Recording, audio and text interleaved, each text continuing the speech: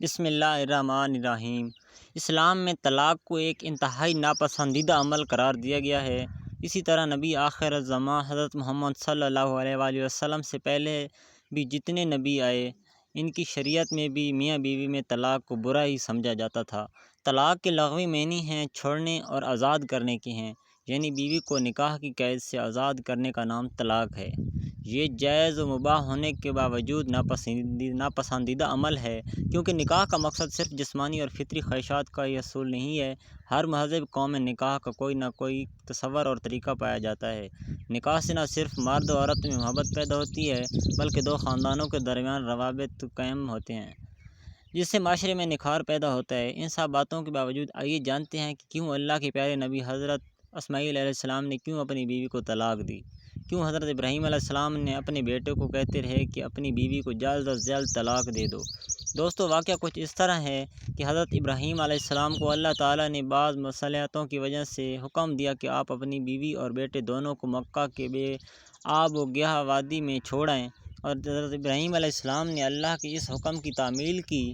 جب حضرت اسماعیل اپنی ماں حضرت ہاجرہ علیہ السلام کے ساتھ مکہ میں زندگی بسر کرنے لگے، جیسے ہی حضرت اسماعیل علیہ السلام کی معجزہ سے پانی نکلا تو لوگ آہستہ آہستہ وہاں آ کر آباد ہونے لگے۔ حضرت اسماعیل علیہ السلام جب جوان ہوئے تو ان کا نکاح قبیلہ بنو جرہم کی ایک لڑکی سے ہو گئے۔ حضرت اسماعیل علیہ السلام شکار کرتے تھے، کبھی شکار مل جاتا تھا، کبھی شکار نہ ملتا تھا۔ جب شکار ملتا تو گھر میں کھانے کے لیے کچھ ہوتا تھا، جب شکار نہ ملتا تھا تو گھر میں کچھ کھانے پینے کو نہ ہوتا تھا۔ حضرت ابراہیم کی یہ عادت تھی کہ وہ سال میں ایک دفعہ اپنی بیوی اور بچے حضرت اسماعیل علیہ السلام سے ملنے آیا کرتے تھے۔ ایک دفعہ حضرت اسماعیل علیہ السلام اپنے کام پر گئے ہوئے تھے کہ حضرت ابراہیم علیہ السلام اپنے بیٹے حضرت اسماعیل علیہ السلام سے ملاقات کے لیے گھر پہنچ گئے تو حضرت ابراہیم علیہ السلام کو گھر میں اپنی بہو ملی۔ حضرت ابراہیم علیہ السلام نے بہو سے کہا کہ بہو، گھر کے حالات کیسے جا رہے ہیں؟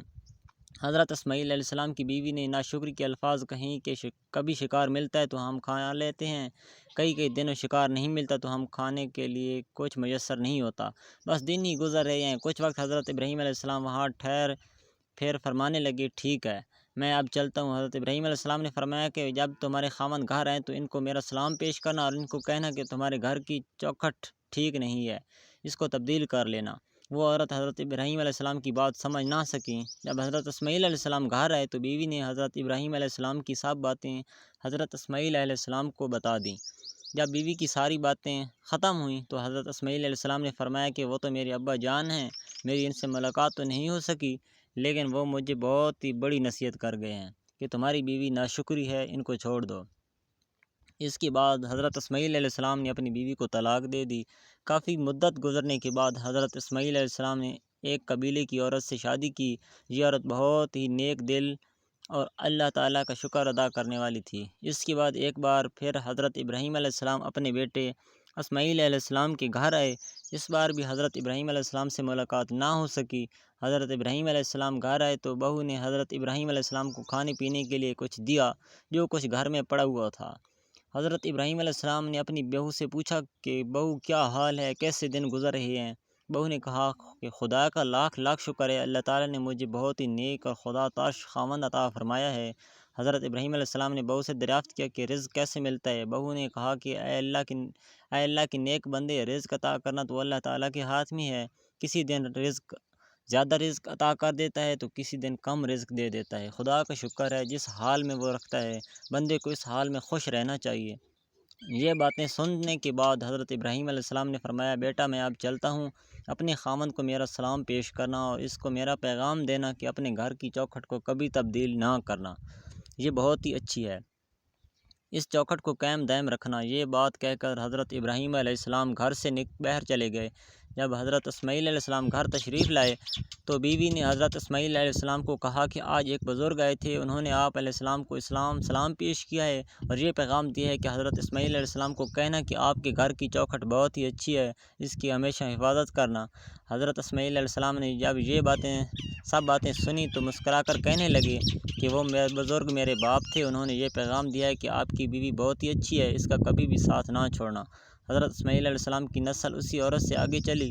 پیارے دوستو، یہ قصہ کئی کتابوں میں درج ہے، لیکن یہاں بات یہ ہے کہ حضرت ابراہیم علیہ السلام نے حضرت اسماعیل علیہ السلام کو طلاق کا کیوں کہا، کیونکہ طلاق دینا تو اللہ تعالیٰ کو سخت ناپسند ہے۔ حضرت ابراہیم علیہ السلام نے اپنے بیٹے حضرت اسماعیل علیہ السلام کو گھر کی چوکھٹ تبدیل کرنے کا حکم اس لیے دیا تھا۔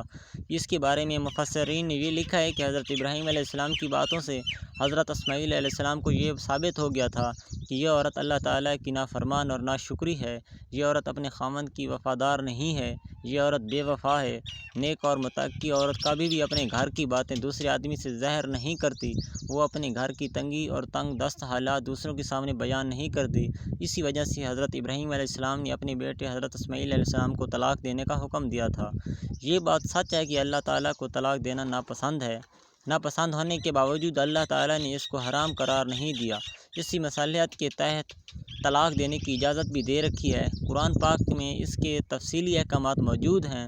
روایات میں آتا ہے کہ حضرت ابراہیم علیہ السلام نے اپنے دوسرے بہو سے سلام کیا تھا تو حضرت ابراہیم علیہ السلام نے بہو سے پوچھا کہ تمہارا کھانا کیا ہے؟ اس بہو نے جواب دیا کہ گوشت۔ حضرت ابراہیم علیہ السلام نے سوچا کہ تمہارا پینا کیا ہے؟ بہو نے جواب دیا کہ آب زمزم پیتی ہیں۔ پھر حضرت ابراہیم علیہ السلام نے اپنے بیٹے اور بہو کے لیے دعا فرمائی، یا اللہ تعالیٰ ان دونوں کے رزق میں اضافہ فرما۔ آقا دو جہاں حضرت محمد صلی اللہ علیہ وسلم نے ارشاد فرمایا کہ یہ اس عظیم عورت کی صبر و شکر کی بہترین مثال تھی۔